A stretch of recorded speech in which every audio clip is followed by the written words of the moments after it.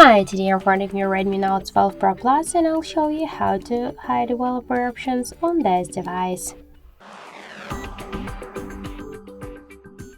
So let's first open the settings and then scroll down to the additional settings. So here you will see developer options section if developer mode is activated. Now just to hide developer options we should click once on this water. Now we should restart our device, so click the restart button and just wait a couple of seconds, maybe just 1 minute. So let's wait. So now just let's open the settings and scroll down to additional settings, and now we can see here that the developer options section is gone.